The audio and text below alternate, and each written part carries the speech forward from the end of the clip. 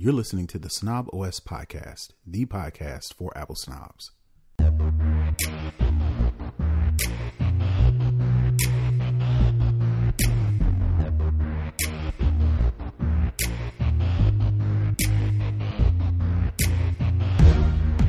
Yo, this is Terrence Gaines, aka Brother Tech. And this is Nika Monford, aka Tech Savvy Diva. And welcome back to the Snob OS show, the show for Apple snobs, where we talk all things Apple and then some. We definitely want to welcome you back to another episode, another week. This is episode 248 of the Snob OS show. That's a lot of shows. So as per usual, we definitely want to thank all those who have been listening, who have been commenting. We definitely want to thank our Patreon supporters who throw a little money our way. We just got finished recording our Snobist show, which is what we affectionately call our Patreon supporters. Because they pay us, we definitely want to make sure they get some special bonuses. So they got to listen in live to the Snobist show. They get to listen in live as we record our show that airs on Friday. As a thank you, they get the show up front and they get exclusive content. The content that we talk about on our live show does not make it to the actual show that airs on Friday. Like I said, as a thank you for those who put up their money to support the show. If you want to become one of those supporters, please visit patreon.com/snoboscast. Join our Patreon community and you will get those exclusive benefits as well. So like I mentioned, we want to definitely move on to this week's show. We always start our show with the Lowdown, where we talk all things Apple. And for the most part, all things Vision Pro. We're going to jump right into it. Earlier this week, Apple finally announced a release date for the Vision Pro spatial computing. I want to make sure to not get on Apple's bad Name side. it correctly. Yeah, I don't want to call it an AR headset. I don't want to call it VR headset. I want to call it spatial computing, which is what Apple wants everybody to call it. We'll get into that a little bit later. But pre-orders began on Friday, January 19th, which if you're listening to the show on Friday, which is a week from today, the price tag for the Vision Pro is $34.99. For that, you do get 256 gigs of storage on the Vision Pro headset. There's a couple other features. You get the choice. I think in the box, it comes with like a couple of different ways you can mount it on. And I think if you buy the Vision Pro, Apple wants you to come in the store and do like a fitting, so they're kind of, for the $34.99 price tag, they want to make sure you get the best experience possible. Like I mentioned, pre-orders start on January 19th. The availability for everybody else will be on February 2nd. So I just want to turn it over to you, Nika. What are your thoughts on the Vision Pro? You mentioned you are an advocate for the headset. Do you plan on getting it when it first releases? Are you going to wait a while? What are your plans and your thoughts around the Vision Pro? My original plan was to buy it whenever it was released. I'm not sure if I'm going to do that because one, I was on Tech John earlier this week, and I mentioned around the time it comes out, I have 2 pretty big trips coming up. So I'm not sure. And one of the things, I knew that was going to be a hefty price tag. That wasn't my deterrent. What I think my deterrent now is I buy the OG headset and I use it, whatever the case may be. Mm-hmm. If they come out with a cheaper one 6 months later, I'm going to be pissed. I mean, pissed. Okay. And so that's kind of where I'm waffling at now. Mm-hmm. And I think, a lot of times it's like people hold, they get like the original iPhone still in the box. And that I think one of them sold for like, $350,000 or something insane. But my thing is, if I buy it, I'm going to want to open it and use it. Right. So as soon as you open it, it loses any value that it has. Similar to any. Buy 2 of them. One, in the sneakerhead community, we say one to rock and one to stock and one to drop, I think is what the term of it is. So, you spend that, what is that, $34.99 times 2? What is that? 60, almost $7,000. Yeah. You got the Smooth big spender. 7,000 just laying around. Yeah, go So ahead. I got 9 days to decide what I'm going to do. Okay. I was like, my Apple card is burning a hole in my pocket. I didn't really buy a lot of Apple tech last year. Okay. So, Was it I got because some. you were expecting to spend money on the Vision Pro, or just No, coincidence? it was just coincidence. There was really nothing that really too much interested me into buying. A lot of the tech that came out last year was incremental because I do buy it so frequently.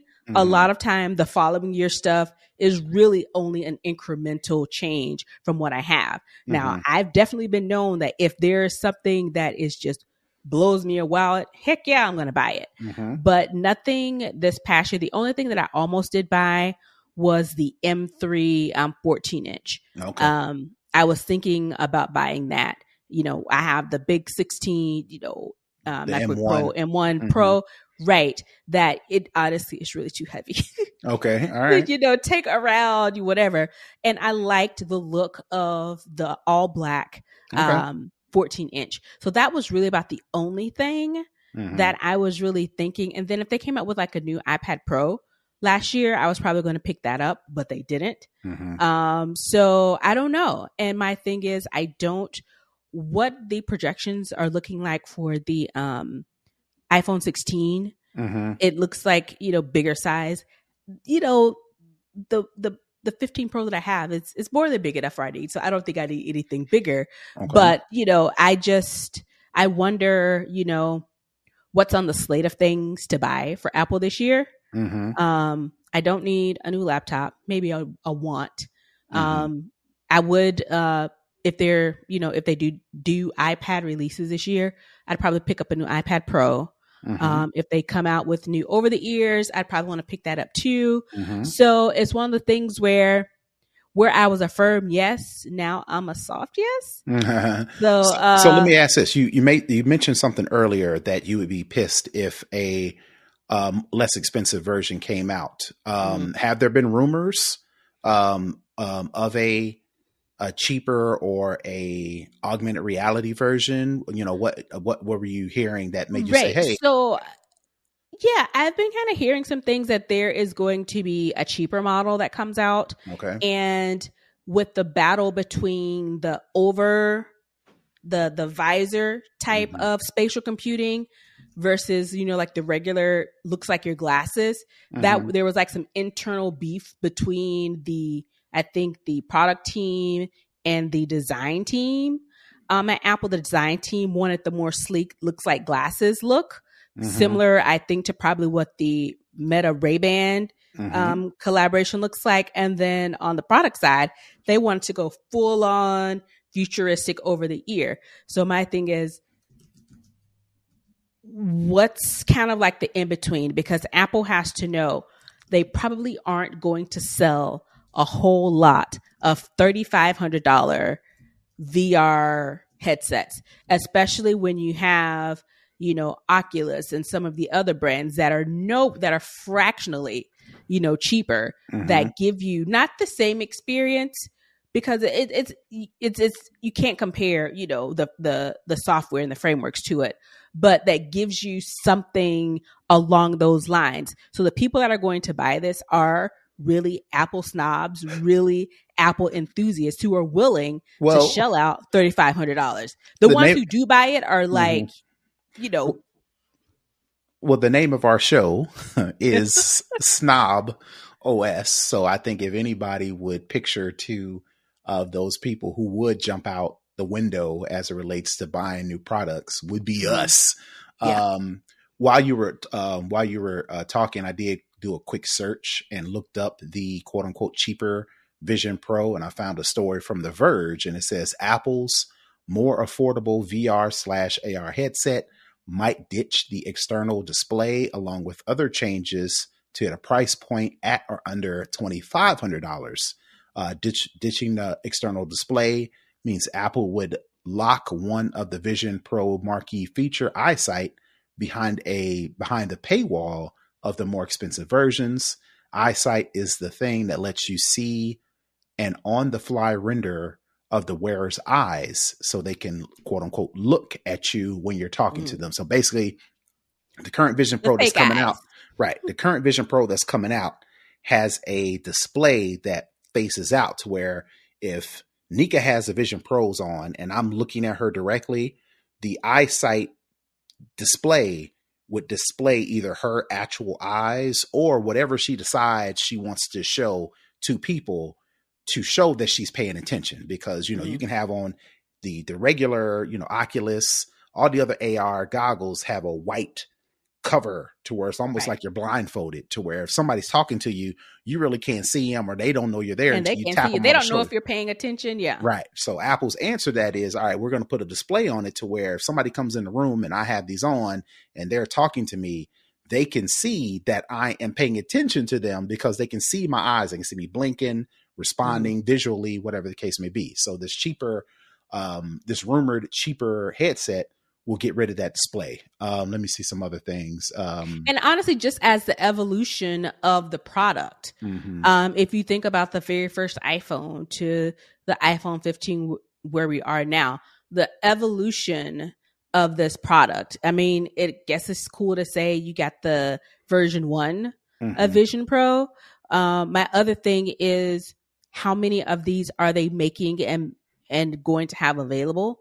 Like, you know, is it one of those things where, I know you mentioned sneakers, like, don't they have, like, you know, they number some of like the special ones and they say we have 25 and they're numbered. If you don't get one of these 25, you don't get nothing. Yeah, same thing with cars. Know. Yeah, cars when they come out, they're limited edition. Watches. Yeah. All right, so we will see.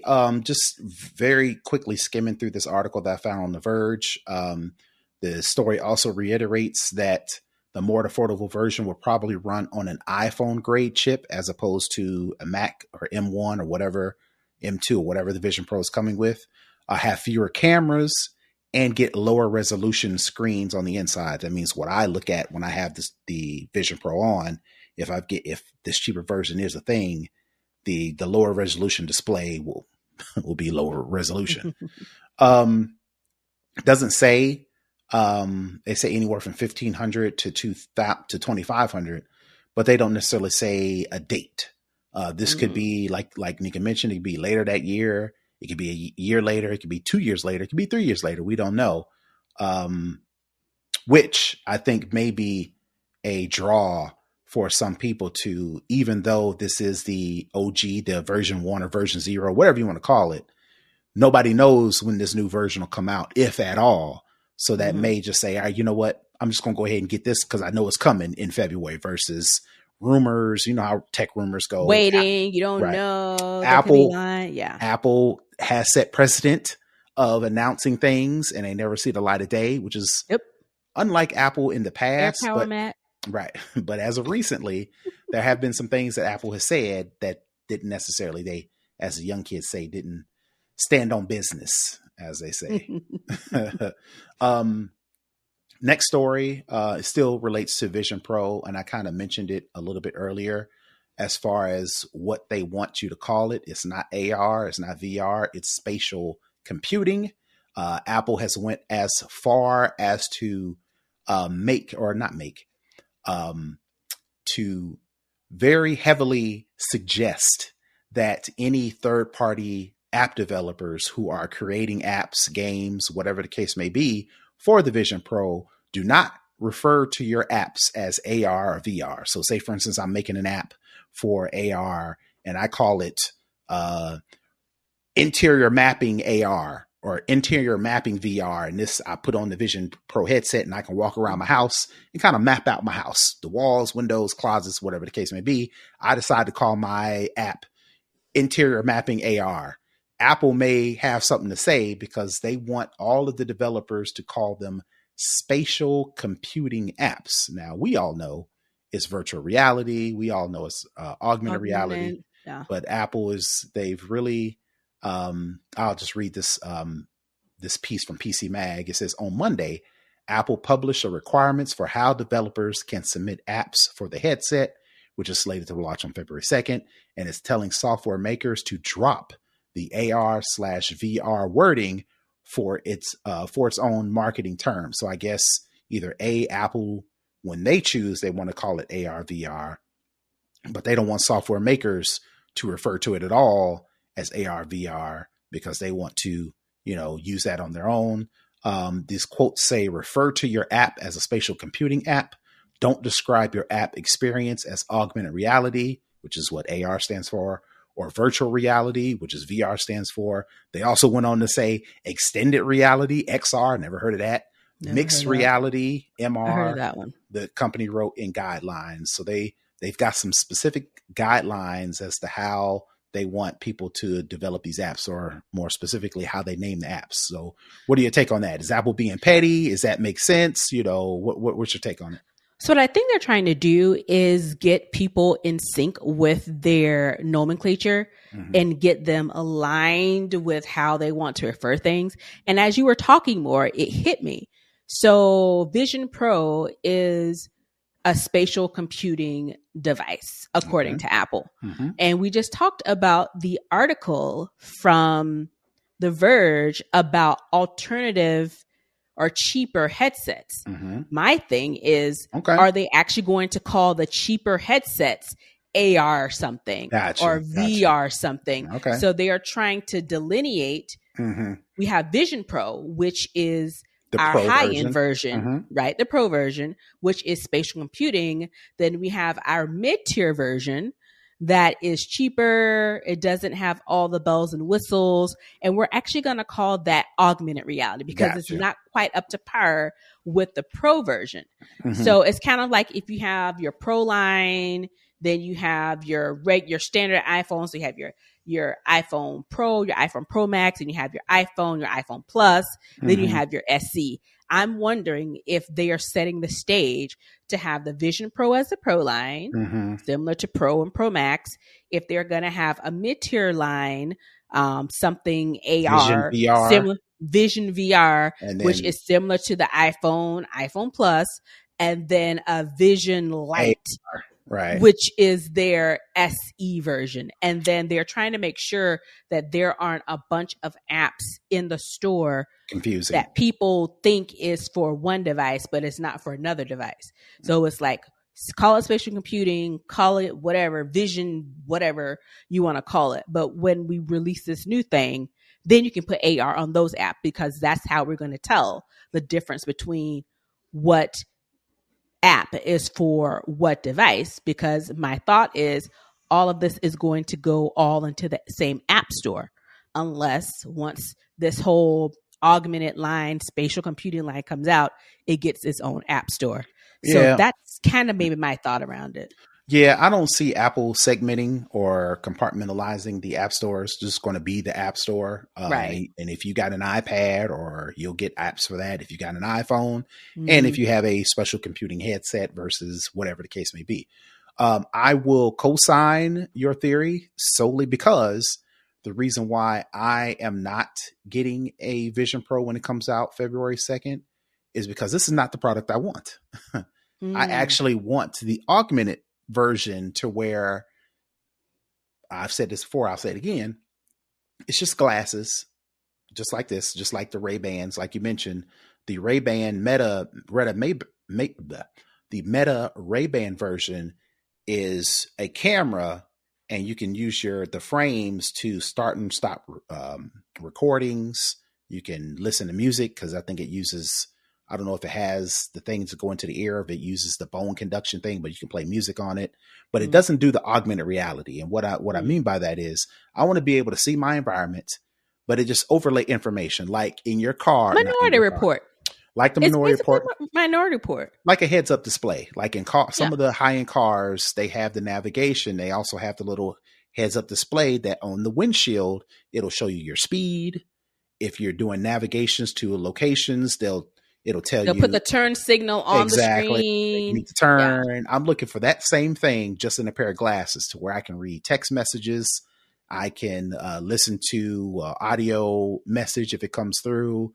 If I'm walking down the street and I need to get walking directions, it'll show me walking directions on my glasses. On your glasses. Yeah. But I can turn it off. Or if I don't need information, it'll just be regular glasses. Yeah. This Vision Pro, it's like I have to put it on in order to use it. And then when I'm done using the spatial computing part, it's pointless to have it on your head. Well, I want to be able to wear my glasses with my contacts. I mean, with my prescriptions.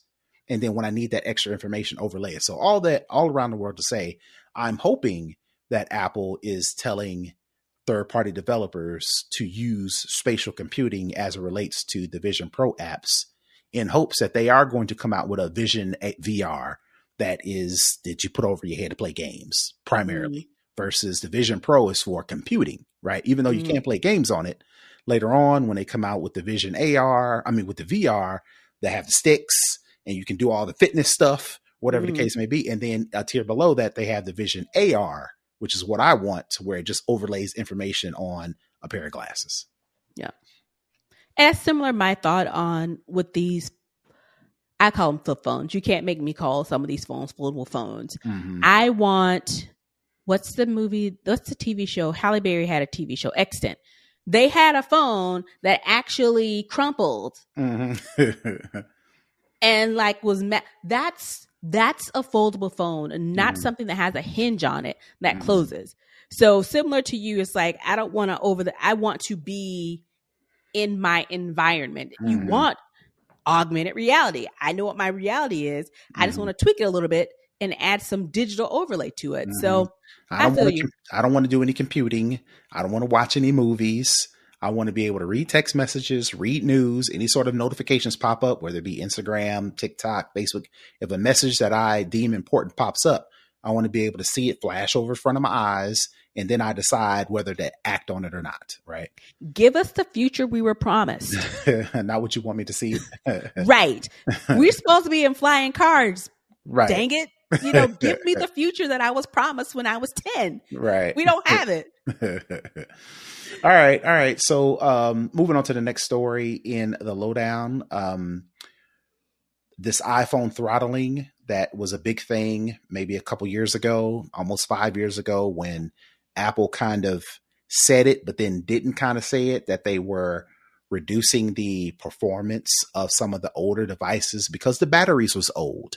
The batteries couldn't keep up with the new technology. So they kind of slowed down the technology as to not overstrain the battery. What people said, Apple was throttling the devices. Throttling the devices in pop culture is anytime Apple comes out with a new phone, they slow down the old phone to get you to buy the upgrade to buy the new device. Well, however you want to look at it, it went to court and Apple came out on the losing end, and a U.S. class action lawsuit settlement that went all the way back to 2020 in regards to the battery throttling of a handful of the company's major iPhones, again, did not go in Apple's favor. And now Apple is finally this week starting to send out those payments as a result of the class action lawsuit settlement. So if you did, I don't know if I'm pretty sure we had to have covered it. But I think we did. When it was first announced that this settlement was going to go out back in 2020, you had to have go to their website and claim and make your claim in order to, in one day, get the payments. If you did that back in 2020, you are entitled to a payout of approximately $90. Specifically, it says $92.17. If you had an iPhone 6, an iPhone 6 Plus, a 6S, a 6S Plus running iOS 10.2.1 or later, and any of the iPhone 7 or 7 Plus running iOS 11.2 was included in this suit. So if you had an iPhone 6 or an iPhone 7 and you went and submitted your claim, you should be checking either your checkbook or your bank account or however you set up the payment, because that $90 should be coming to you this week. I think I did that. I'm pretty sure we talked about it, and I'm pretty sure I did it because I'm 100% possible, 100% sure that I had a 6 and probably a 7. And that was my question is like, so I believe I had a 6 and a 7. Do I get $292.17? Exactly. Or do I just get $192.17? And in my household, me and my wife, I think I had a 7. I'm pretty sure I had a 6 and a 7. And I'm pretty sure my wife had a 6 because that was around the time I was trying to get her off of Android because she loved her. Galaxy Note or whatever. So I was trying to pull her over to the Apple family, and I think I finally pulled her over with a 6S Plus, I think. So I'm pretty sure I did it. So I'm gonna let y'all know if I do get a check in the mail or a wire to my bank account. And my question is, why should we have to do this? Because Apple knows all the devices that we own. If you go into your Apple settings and it shows devices, unless you remove them, it has all the Apple devices you've ever owned that are associated. If you have the same Apple ID, which I do, I've had it forever. It shows you all the stuff. So if you have that information, why would I have to go and submit for it when you know that you throttled me? Well, they ain't gonna give me my stuff. They ain't gonna give you. I know why. You got to put some work I in. know. I know why, but that's stupid. Right. Same thing with the IRS. Give me my money. You owe me. Same thing with the IRS. You know how much money I made. You know how much taxes I paid. Just send me the check or send me the bill. And you know my deductions. You know if I have homeowners. You know everybody sends me a tax form. Use all that. But did you know that there is a pilot program now for the IRS to do their own tax filing free? No, I think it starts this year. There is a pilot that basically cuts out all of the other firms who have been lobbying for years, for this not to happen. But a pilot is ramping up. I think it's for this tax season. But yeah. And it works as you described it, to where they just send you a form or something versus me having to file my taxes. What is the benefit, I guess? What do they see as the benefit for this new thing?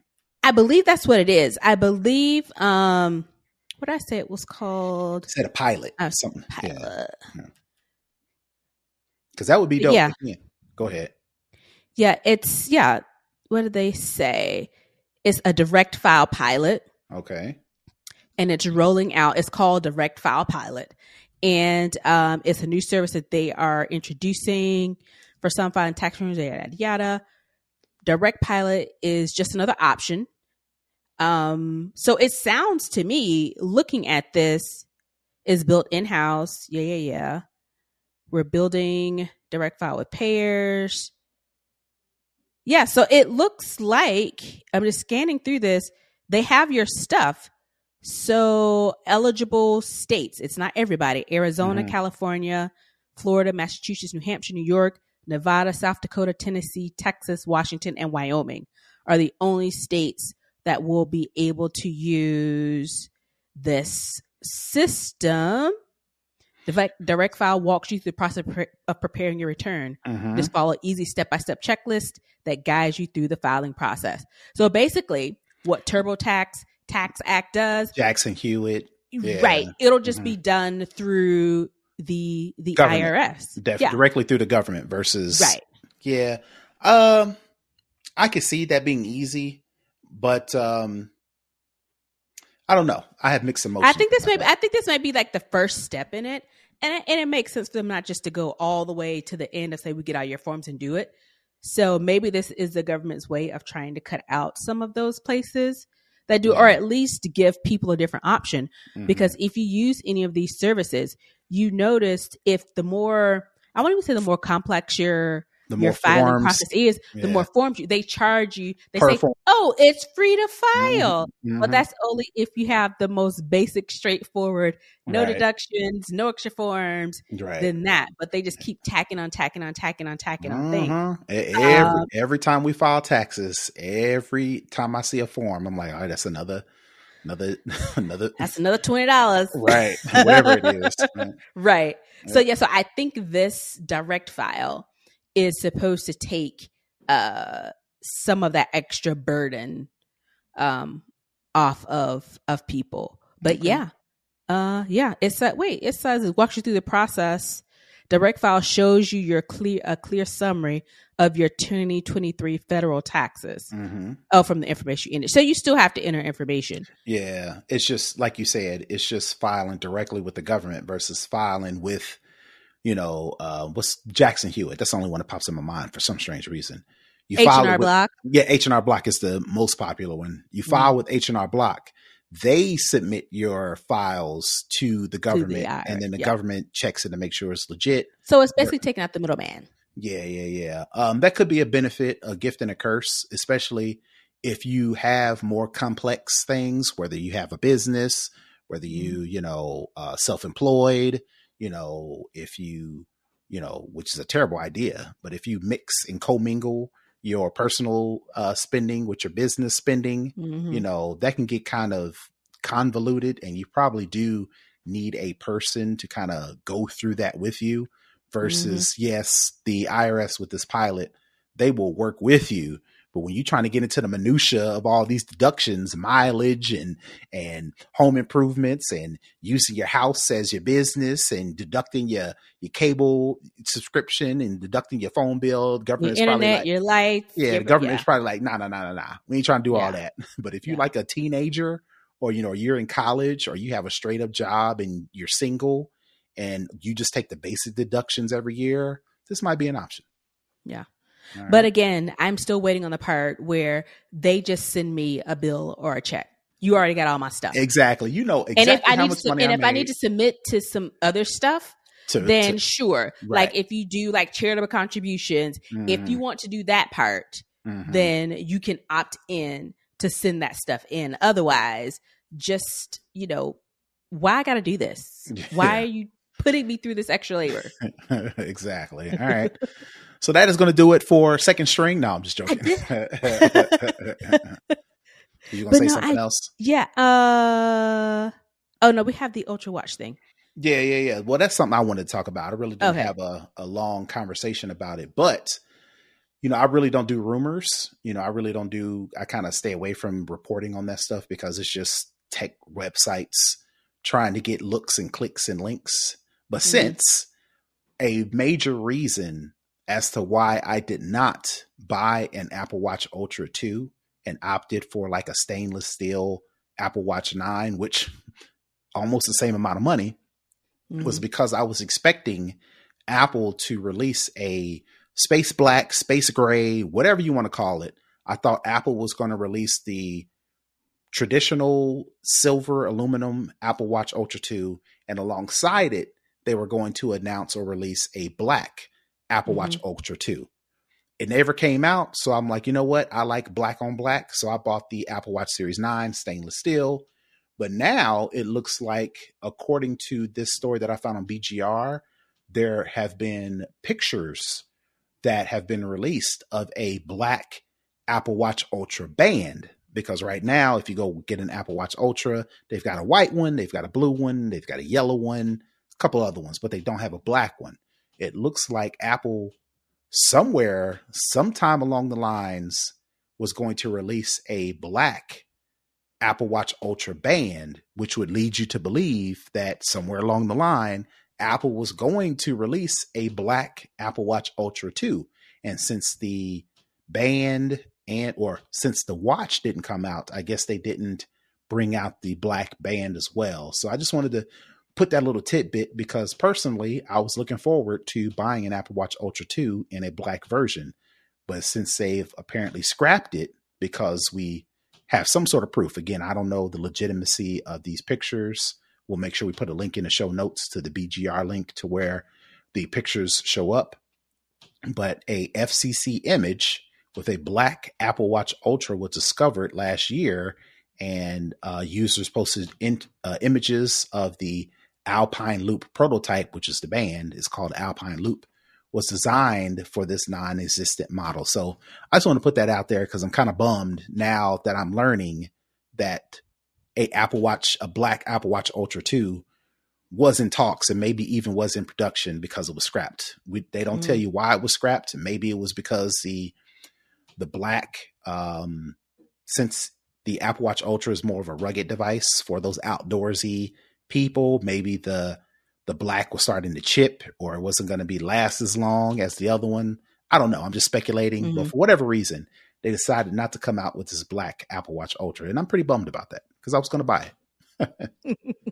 I did want to mention before we close it out, did you see the story about the Alaska airline flight where the door flew off? Yeah. Crazy, because I would have lost it. Them people was mad, calm, cool, and collected. I'd be losing it. But continue. I'd be calling Jesus or whatever. Did you know that there was an iPhone that was on the plane? It fell 16,000 feet from the air. Not a scratch, not a crack, still had battery life. When the person found it, it was on the screen of the guy looking for his baggage claim number. Oh, So that's crazy. No, it's wild. No, I didn't see it, but you would imagine a iPhone being sucked out of an airplane at however many 1,000 feet in the air, it dropping to the ground. Maybe it dropped in a field. It didn't say it dropped in the water or anything like that. No, it's in the ground. It was on the ground. Wow. It has a screen protector on it because the guy who, one of the NTBS people who found it, it has a screen protector on it. The screen protector isn't even cracked. Oh, wow.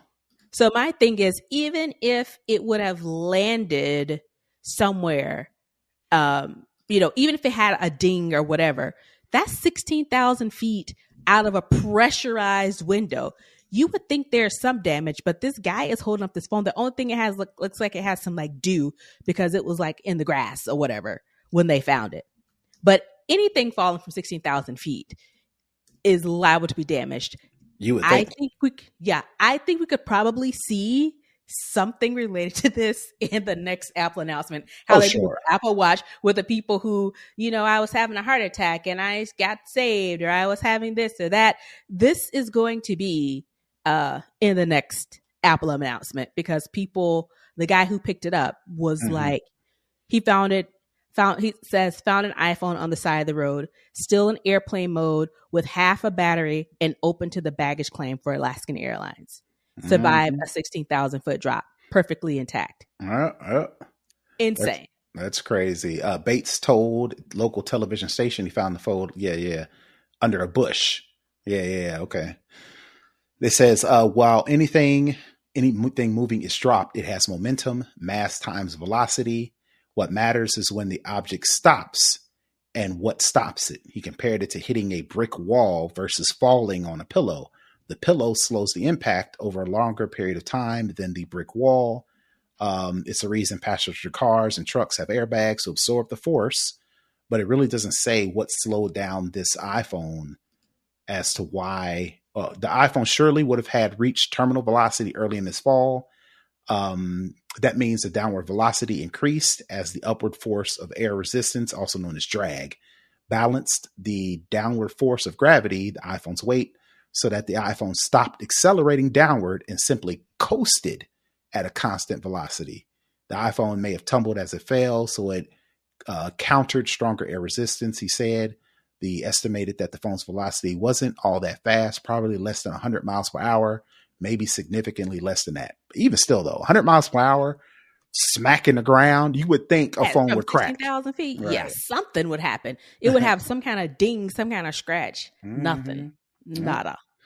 Well, yeah, like you said, Apple's definitely going to use that in the the promo shot. In their next announcement. For the iPhone 16, they're definitely going to have that. All right, so that is it for Lowdown. We're going to move into second string. We'll keep it short. Of course, this week is CES, Consumer Electronics Show in Las Vegas. Obviously, neither one of us is there. But I have been looking through the news and I saw some of the gadgets, some of the electronics, some of the new technology has been released. So I just wanted to get your take on CES overall. Were there some specific gadgets that you thought were nice? Did you see some completely dumb gadgets? What's your overall take of some of the technology announced at this year's CES? This is going to be shocking and a bit controversial. Okay. I haven't been paying attention to CES. At all. Oh, wow. Okay. The only thing I saw was like this Samsung OLED TV that was like transparent. Like you could see through it, but you could still see, what was on the screen. I was like, that's interesting. Okay. But other than that, my thing is, it's almost like information overload. It's just so much stuff. Yeah. And then you have this people. I mean, it's just like a constant dribble of information. It's just like, oh my God, this is a lot. Right. Like I'm going to remove myself from this because it's a lot. So maybe after all is said and done and I look through some stuff, I may have some thoughts. But right now it's like, ooh, y'all are taking it. Yeah, there was a couple things I saw, starting with utterly ridiculous. There was this one product. If you remember Batman, Dark Knight with Bane, right? He has his mask over his face and is muffling his speech. Well, there's a product in CES right now to where you put on this huge mask on just your face and your nose. And what it's supposed to do is, think of like when you work in an office and you're taking a phone call and you don't want everybody to hear. So you excuse yourself, and maybe some even companies even have some of those rooms almost look like a overly large telephone booth that you can go into and have a conversation so everybody can hear you.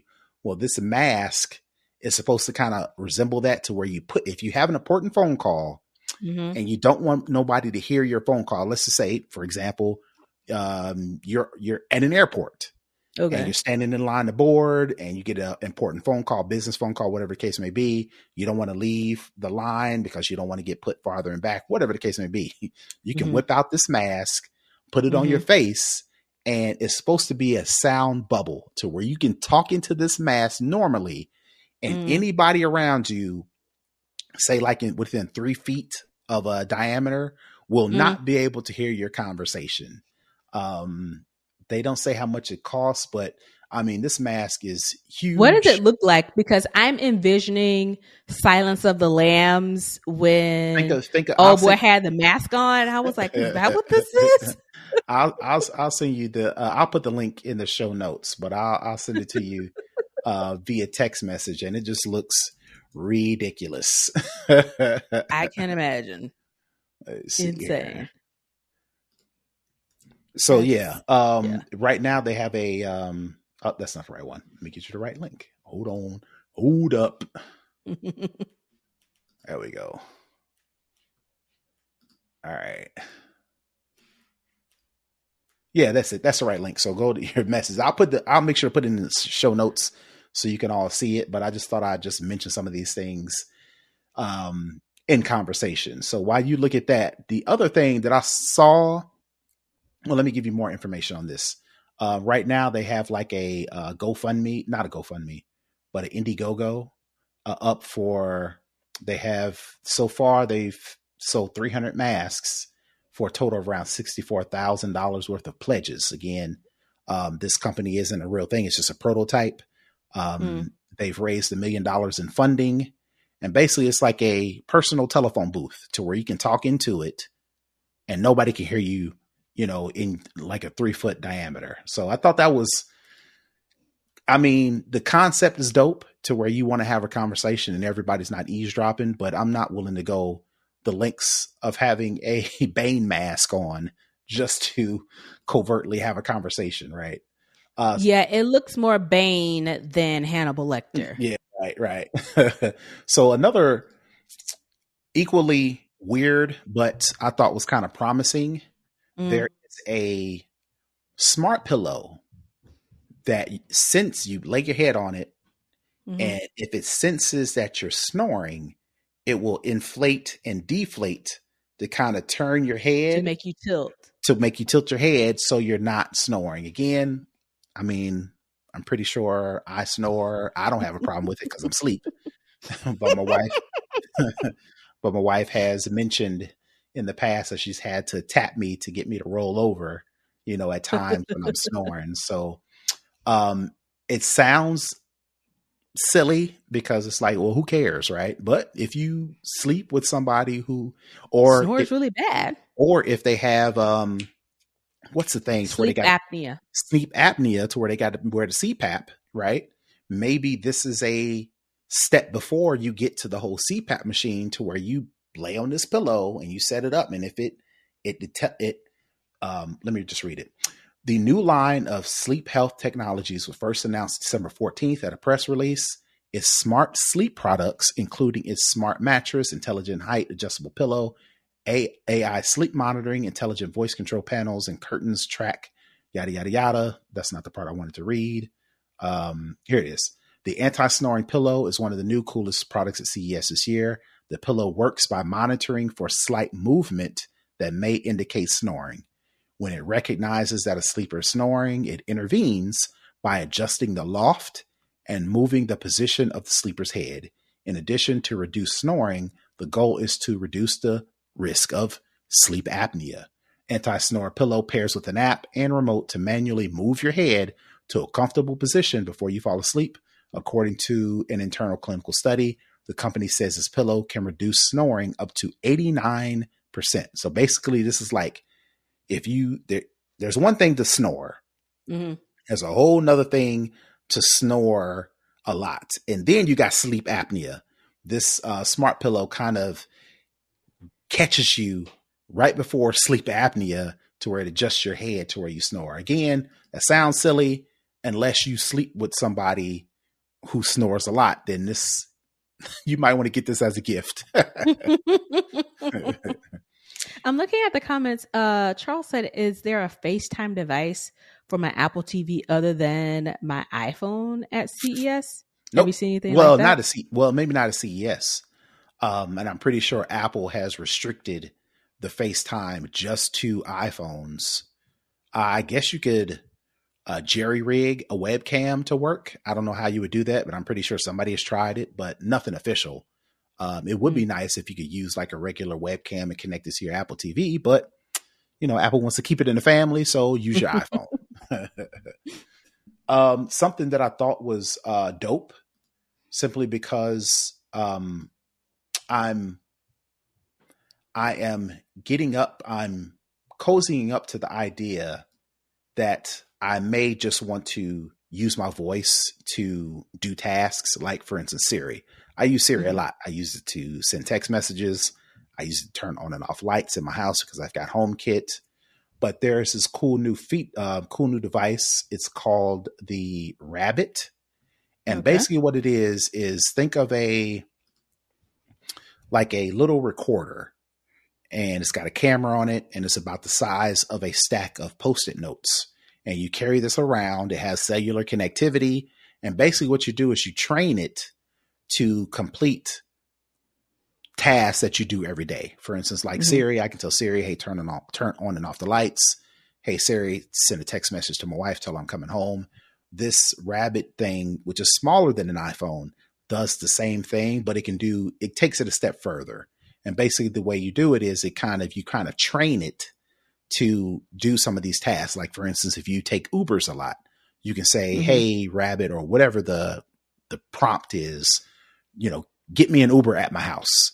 And it'll go through the process of signing into Uber, requesting a ride on the little screen.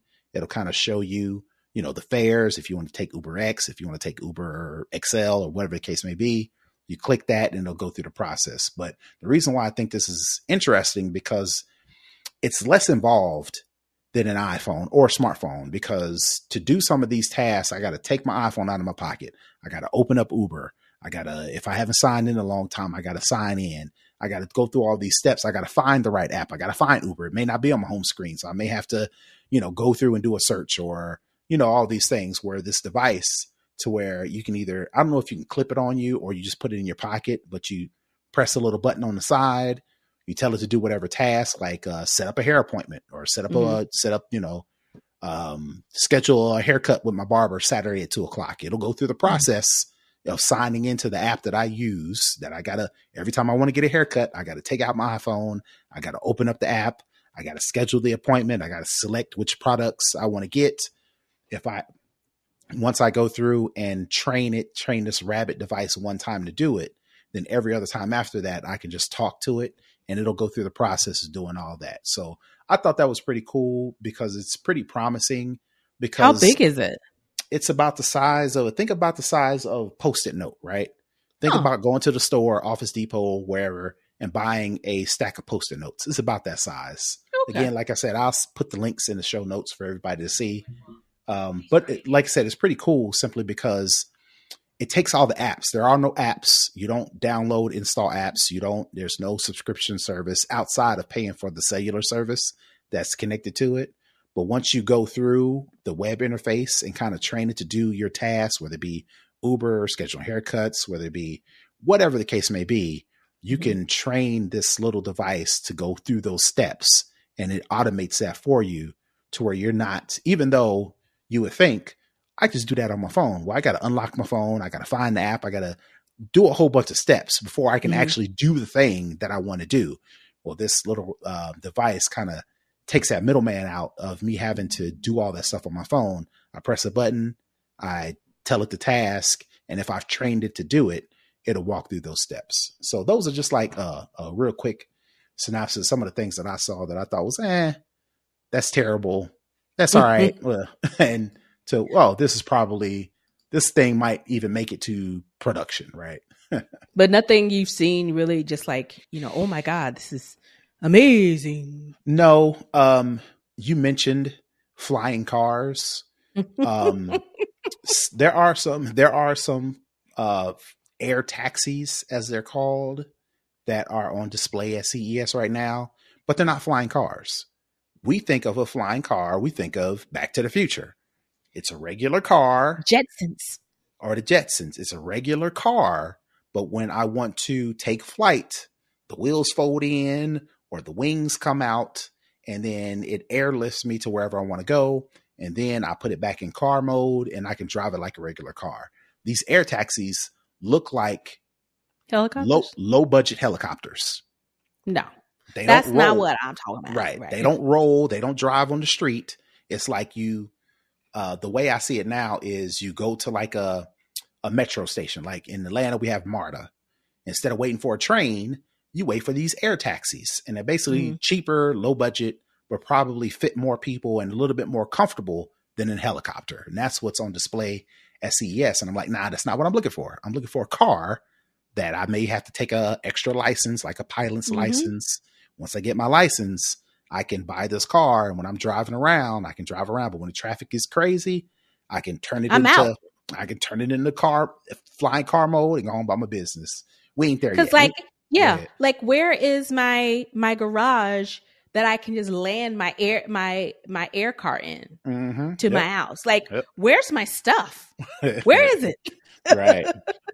They have a bunch of robots at CES, but it ain't the iRobot that everybody wants, which may be a good thing because you got another robot walking around the house. They may be able to do some other things, right?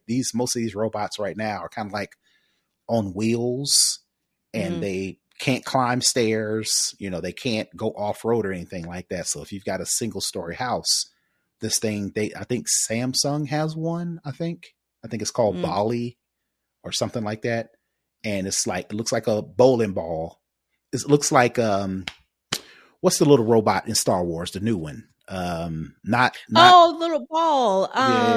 Shoot, it rolls. I know. I see it. I know exactly what you're talking about. It kind of looks like that, and basically it has a screen. It has a camera on it that can actually project things on the wall. So, for instance, if you're exercising, it can project the fitness program on the wall. But since it can rotate, if there's an exercise to where you got to lay on your back and do exercise crunches, it can then project the picture on the ceiling. Yeah, and it kind of follows you around to where if you want to see like if you're in a kitchen and you want to look at a menu or recipe, it'll project the recipe on the wall. And of course, since it's Samsung and you have like a Samsung refrigerator, stove, microwave, all stuff. It can show you what's in the refrigerator, what's in the oven, things like that, which that's kind of cool, but it's not the home assistant that I'm thinking of. I'm thinking of, iRobot, the Will Smith movie where the guy, is like a for real assistant. We ain't there yet. But no, and my thing is like, they can make all this stuff up for movies and TVs. Why hasn't nobody made it in real life? Let's take it off. Let's how they say art imitating life. Let's do it the other way. Let's have it. Let us have it. Right. Because we were promised it and we don't have it. Yeah, they've got a whole bunch of robot lawnmowers. They've got a whole bunch of not a whole bunch of. I even saw at CES this year if you're in the northern area, the northern parts of the city where there's snow, they've got robot not snow plowers, but what are those snow machines to where you push it? Snow blowers. Well, I couldn't think of that. They've got robot snow blowers at CES, but nothing. But they got the dogs and stuff, going around Mercedes Benz, looking for thieves. They got the. Have you seen those in person? I haven't seen them in person. Okay. I saw the video, but they have them roaming around, you know, I guess doing whatever robot dogs do. I don't know. It was stupid. Or like the robots they have doing these obstacle courses and stuff, I guess, where that's like the trajectory that we're on. But I don't want to be old when this stuff happens. I want to be able to use it now. Right. It's a little impatient. Yeah, they got the dogs doing dances and stuff. It's like, all right, well, you know, I need that to be a century around my house or something. Right. All right, so that's going to do it for Second String. We're going to move into For the Culture, where we talk anything culture relevant or things we just find on social media. If you've been under a rock, Jonathan Majors has been in the news. He was found guilty of some abuse charges.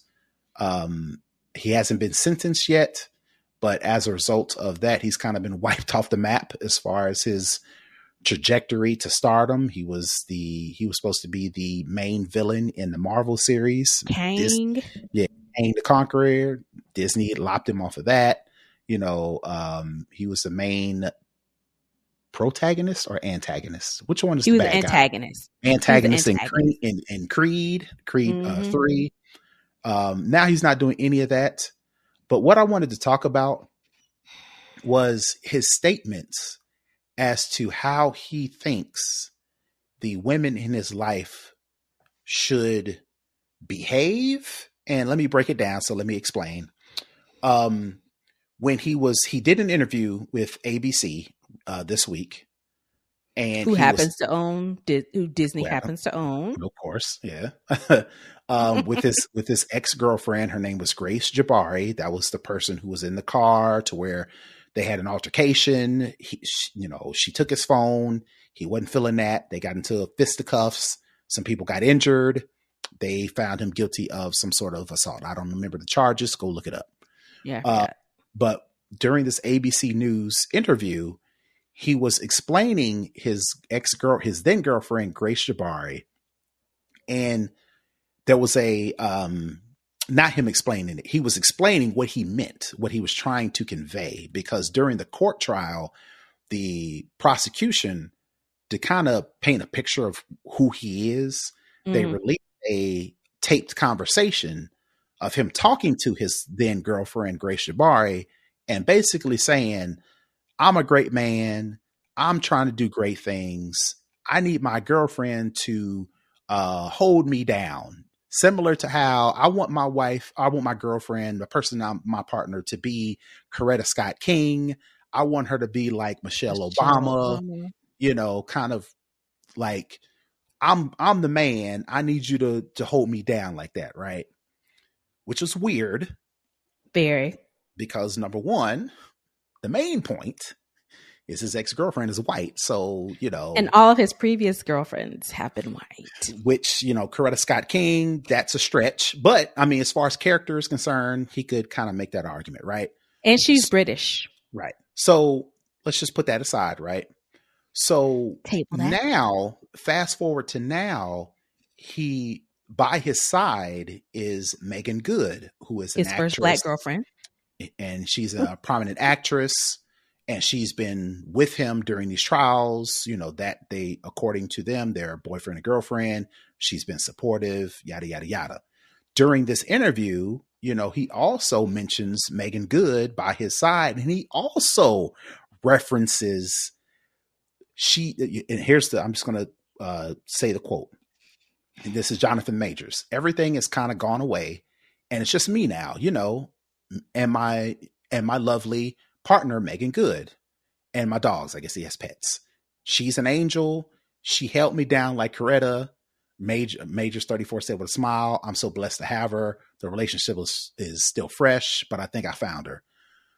So my whole point of saying all that is, what is this dude's fascination with Coretta Scott King, and why does he want to compare or use the quote unquote qualities of the relationship between Coretta Scott King and Martin Luther King, and is trying to correlate that to his relationships with his girlfriend? I just want to get your takes on what is that? What do you think? What is the What is his thought process behind this?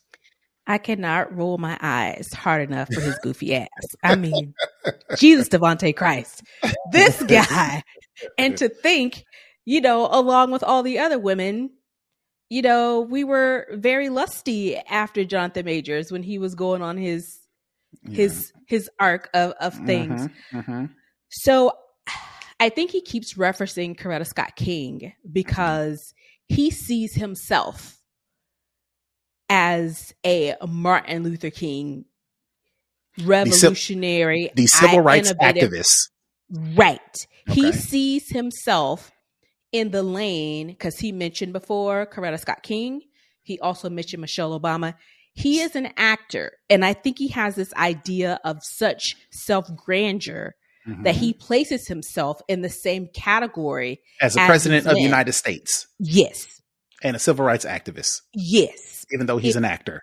Yes. Okay. If you listen to that tape, he said several times, I'm a great man. I'm doing great things. And I need a woman like Coretta Scott King or Michelle Obama by my side.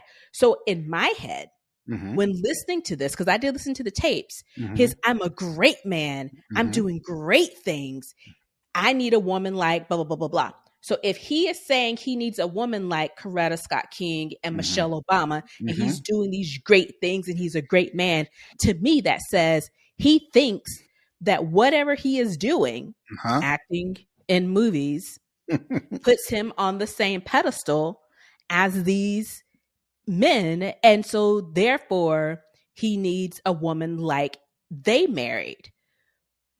And again, it's so narcissistic and egotistical to be able to say to yourself, acting in movies is the same thing that these two men have done. Nobel Peace Prize winning individuals, innovators, first of their kind in many things.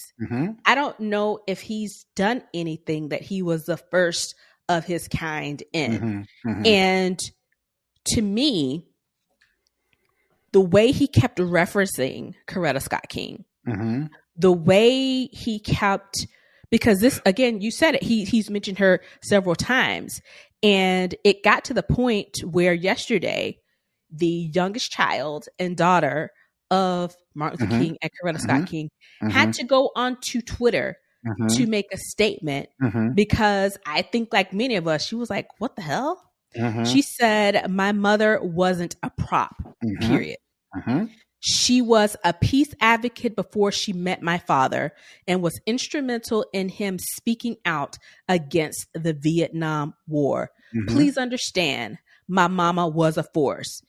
And she wrote an article about her mother's life on the Huffington Post. And I say all this to say is he has, it appears, based on his own statements, that he's reduced Coretta Scott King to and Michelle Obama to both simply being an accessory. Horse, an accessory, as Dr. Bernice King said, a prop. Michelle Obama was President Obama's boss before they got married. She went to Harvard too. And she went to Princeton. So she has two Ivy League, degrees. Wasn't she the head of the political group or the law? She was. Yes, she was like the big thing, advisor or something at Princeton or Harvard. She was like a huge deal. Coretta Scott King was an extraordinary artist. She won scholarships to a conservatory in Boston for singing, for music, for playing the piano. She herself supported her husband, sent him out there knowing that any day, anytime he could be killed, and still supported him anyway. And she has these 4 kids. Whenever you see Martin Luther King on the front line at these marches, who was right there marching to? Who was there helping write speeches? Who was there canvassing, being out there? She was a member and a leader in the NAACP in her own right. Both of these women who he is saying he needs a partner as are not just merely accessories or props to these great men. They are equally great themselves. And the fact that he is saying that Megan Good is his Coretta Scott King by going with him to court, because they didn't start dating until until after everything. So their whole relationship is built around him going to court. Right. Him being accused of these things. Him, being accused of assault, of domestic violence, of battery. And I'm sure she was a support and comfort to him, when they weren't in the spotlight, even when they were in the spotlight. But he doesn't have any jobs.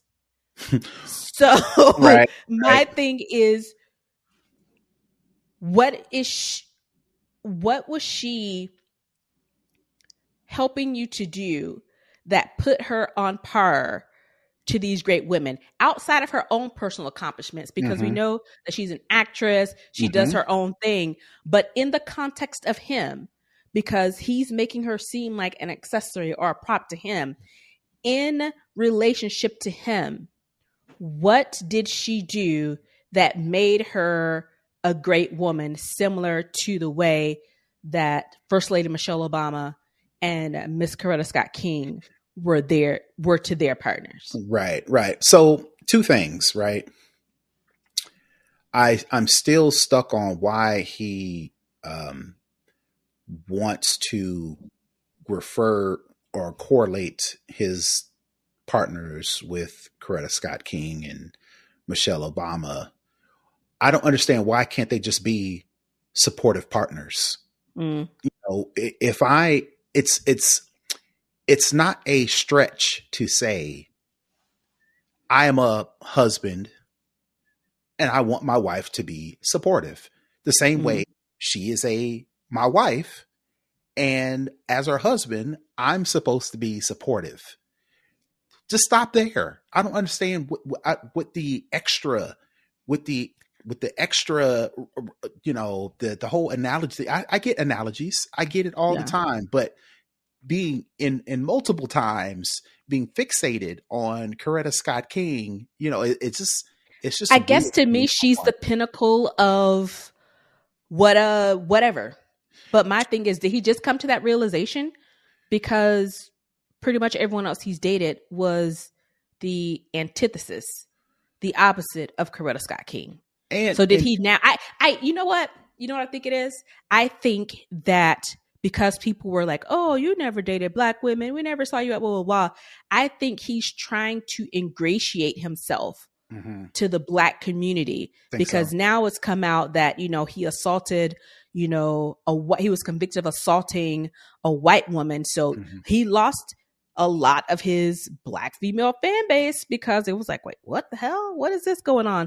And I think maybe because black women kind of turned the channel on him. Right. No, yeah. And black people typically, Michelle Obama is our forever FLOTUS. We don't care whoever else is first lady. She's it. There's no other first lady in the past or in the future. She's the only first lady. And I think he's trying to capture the black women by mentioning Coretta Scott King. Right. By saying, if I say Coretta Scott King, they love Coretta. Then they might come back. They love Michelle Obama. Right. They might come back. If I'm saying that that's the kind of woman I want now, then maybe they'll see if you have to be a Patreon supporter.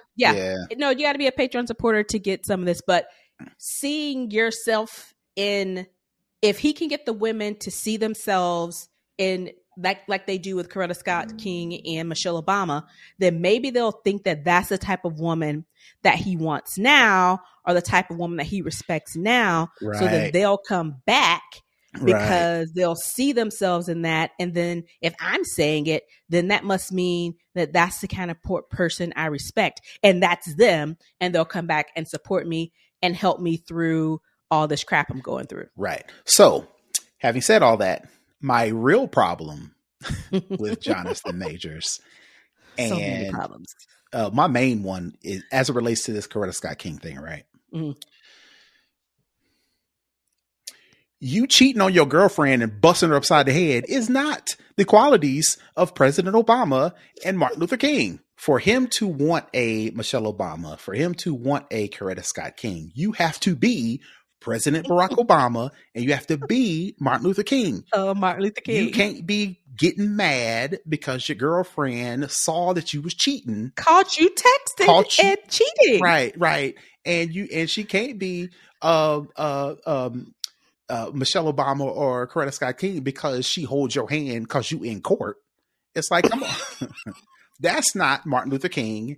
That's not President Obama qualities. So the nerve, the nerve of you to want a Coretta Scott King or Michelle Obama when you are not living up to President Barack Obama and Martin Luther King qualities. They wasn't doing none of that, so it's like, that's weird. It's the audacity for me. It really is. So that was my whole thing. It's like, come on, man, for you to even want that in a partner, in a wife or whatever, you got to be what you want out of other people. And people, and this just goes along my ultimate problem with relationships in general.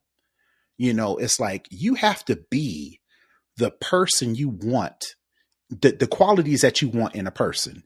If you want somebody that's rich, that's fine. If you want somebody that's in shape, that's fine. If you want somebody that's a good listener, that's fine. If you want somebody that's compassionate, loving, caring, you have to be those things. You can't be angry. Be the thing you want. You can't be broke. You can't be out of shape. You can't be a narcissist. You can't be a loser. And how are you expecting something from somebody that you're not even? Exactly. And I think that's my main problem with Jonathan Majors. It's like, bro, you can't want those qualities in a woman when you don't match those qualities as a man. That's just unfair at the least and just stupid at the highest. So. But he said himself, he's a great man. So he thinks he is. You are not. He thinks he is. You may be that's the problem. He thinks he is you may be on par with those people. You may be a great actor. You can get in shape with the best of them, but that ain't what a great man is. A great man respects his women, and you busting her upside the head in an Uber because she saw you texting some other girl. That's not what a great man is. But I digress. Not at all. I digress.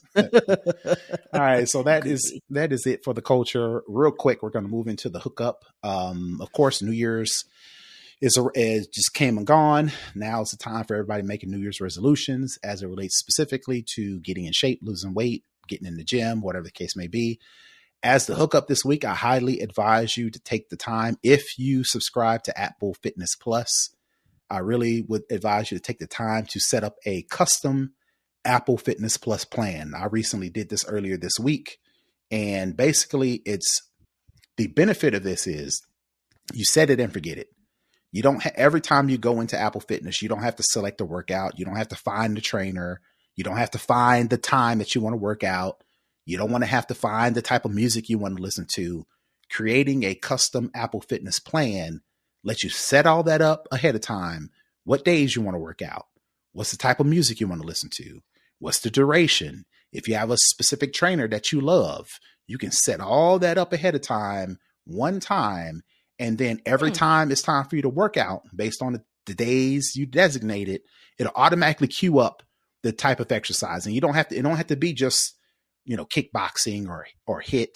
You can select all those things. You can go in and set, okay, on Tuesdays and Thursdays, I want to do cycling and treadmill. On Thursdays and Saturdays, I want to do HIIT and kickboxing and strength training. Once you set all that up, every day that is day for you to work out. You go into your phone, open up Apple Fitness, it'll already queue up those exercises. Cause that's my main beef. Every time I go into Apple Fitness, I got to go through and find, I got to scroll over and find the rolling. Then I got to scroll up and find hip hop and R&B. And then I got to scroll up and find 20 minutes or 10 minutes or 30 minutes. With this, you set it one time and then every time you can go back. So my hookup for this. Does it send you alerts? I don't know if it sends me alerts. I have to check that because I just did it earlier this week and I haven't went back and did it. I haven't went back. My first or my next exercise hasn't started yet. So hasn't started. Okay, gotcha. Yeah. But again, like I said, it takes the time out. You set it one time. You don't have to go back and do it every single time you go back into Apple Fitness. Set it and forget it. Right. my infomercial thing came out, right? So yeah, that's my hookup for the week. If you are an Apple Fitness Plus subscriber and you do utilize the service, take some time to create a custom plan so you don't have to do that every single time you exercise. Cool. All right, so that's going to do it for the hookup. And Nika, if you don't have anything else, that is going to do it for this week's show. Tell the folks where they can find you. You can find me at Tech Savvy Diva everywhere. And you can find me all over the internet at Brother Tech. That's BROTHATECH. Again, we definitely want to thank everybody for listening, for following, for reviewing, for subscribing. If you want to find out where we are, whether it be social media, online, you can go to snoboscast.com, go to our website. It'll give you all that information. And until next week, we are out. Peace. Bye, everybody.